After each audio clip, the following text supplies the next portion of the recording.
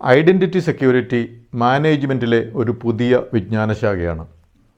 ഈ ഐഡൻറ്റിറ്റി നമ്മുടെ സമൂഹത്തിൽ നമ്മൾ കേൾക്കാറുണ്ട് പല പല ഐഡൻറ്റിറ്റികൾ. അതായത് മതത്തിൻ്റെ ഐഡൻറ്റിറ്റി, അല്ലെങ്കിൽ ഒരു കാസ്റ്റിൻ്റെ ഐഡൻറ്റിറ്റി, ഭാഷയുടെ ഐഡൻറ്റിറ്റി, ഏതെങ്കിലും ഒരു ജോലിയുടെ ഐഡൻറ്റിറ്റി, ചിലർ കൃഷിക്കാരെന്നുള്ള ഐഡൻറ്റിറ്റി, വക്കീൽ എന്നുള്ള ഐഡൻറ്റിറ്റി, മീൻ പിടിക്കാൻ പോകുന്നവരെന്നുള്ള ഐഡൻറ്റിറ്റി, വ്യാപാരികൾ എന്നുള്ളൊരു ഐഡൻറ്റിറ്റി, വിദ്യാർത്ഥികൾ എന്നുള്ള ഐഡൻറ്റിറ്റി, അങ്ങനെ പല പല ഐഡൻറ്റിറ്റികൾ നമ്മുടെ സമൂഹത്തിലുണ്ട്, സംസ്ഥാനത്തുണ്ട്, രാജ്യത്തുണ്ട്.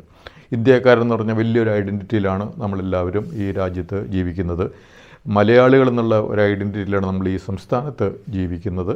പിന്നെ ഓരോരുത്തരും അത് ഓരോരോ ജോലികൾ ചെയ്യുന്നു, ഓരോ സ്ഥലത്ത് താമസിക്കുന്നു. തൃശ്ശൂരുകാരെന്ന് പറയുന്നൊരു ഐഡൻറ്റിറ്റി ഉണ്ടാകും, കൊല്ലംകാരെന്ന് പറയുന്നൊരു ഐഡൻറ്റിറ്റി ഉണ്ടാകാം, കണ്ണൂരുകാരെന്ന് പറഞ്ഞൊരു ഐഡൻറ്റിറ്റി, മലപ്പുറംകാരെന്ന് പറഞ്ഞ ഐഡൻറ്റിറ്റി, അങ്ങനെയൊക്കെ പല പല ഐഡൻറ്റിറ്റികളിലാണ് നമ്മളുടെ നാട്ടിൽ മനുഷ്യർ ജീവിക്കുന്നത്.